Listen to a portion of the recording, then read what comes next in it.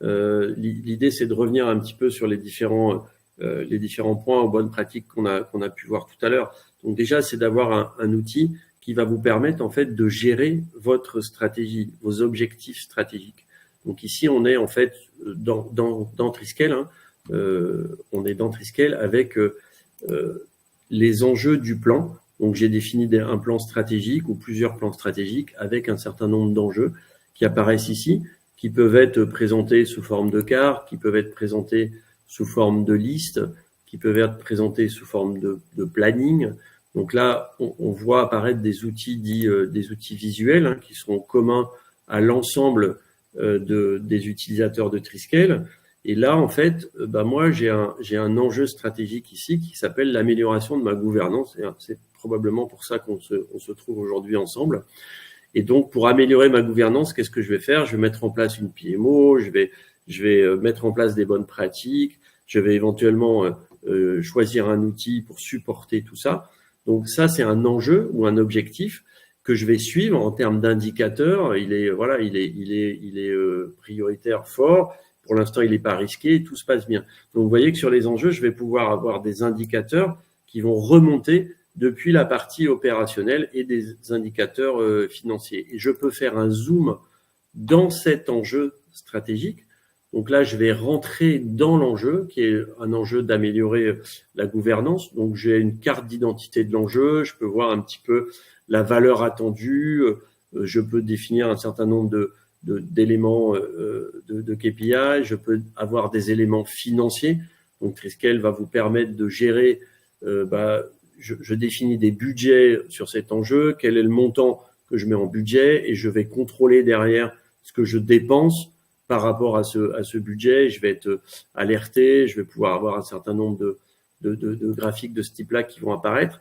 Et là, je vais faire le lien entre mon enjeu, l'objectif stratégique et les projets.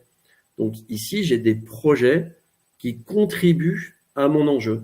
Donc là, j'ai une petite dizaine de projets qui sont tous rattachés à cet enjeu. Donc ce que je disais tout à l'heure, hein, acquérir un nouveau logiciel, développer des bonnes pratiques, etc.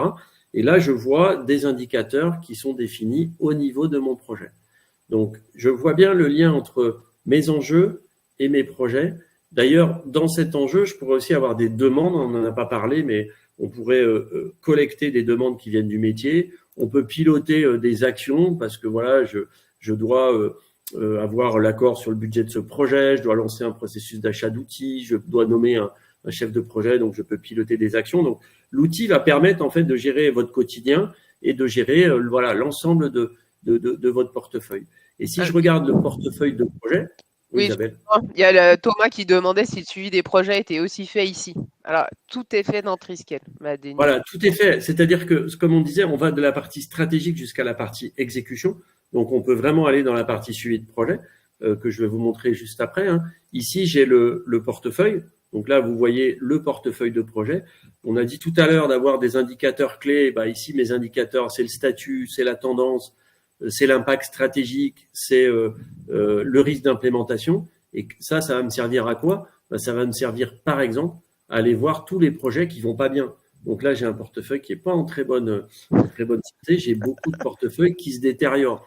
Mais et si je veux aller voir ceux qui se détériorent et en plus ceux qui sont en météo moyenne, voire très moyenne, très mauvaise, là, je peux dire, là j'ai des projets qui vont pas bien. Ils sont en train de se détériorer et la météo est mauvaise.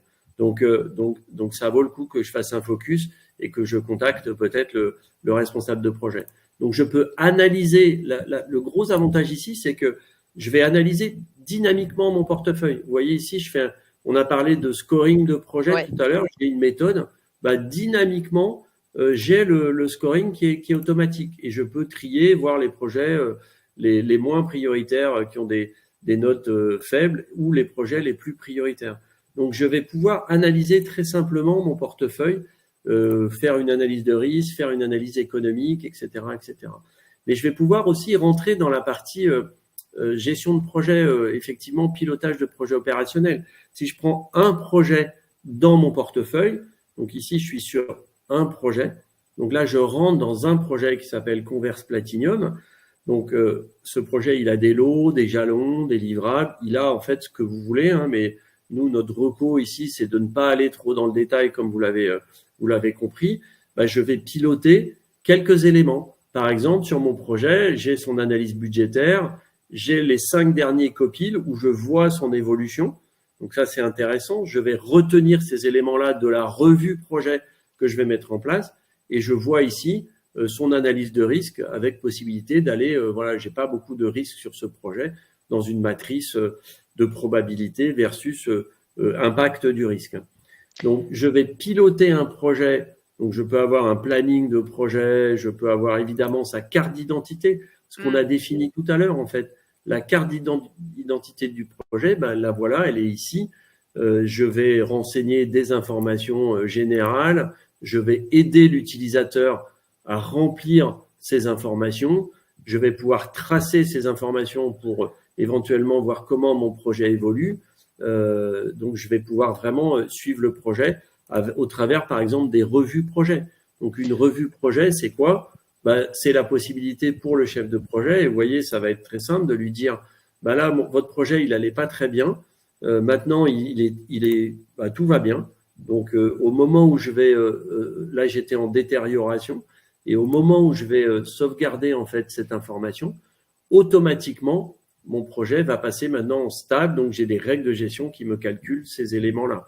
Et je mets ce que j'ai réalisé, ce que je prévois de faire le mois prochain, et tout ça va aller dans une fiche projet automatisée que le chef de projet va pouvoir directement produire. Et peut-être dernier point, parce que j'en ai parlé un petit peu tout à l'heure sur le pilotage de portefeuille sur les interdépendances. Ici, si je vous montre un planning de l'ensemble de mon portefeuille de projet, donc là, je vais voir tout mon portefeuille de projet, voilà, qui est calé dans le temps avec des indicateurs qui me sont propres. Et vous voyez en fait des liens ici qui apparaissent entre les projets. Donc là, c'est ce qu'on appelle les liens de dépendance. C'est-à-dire, je peux les afficher ou pas.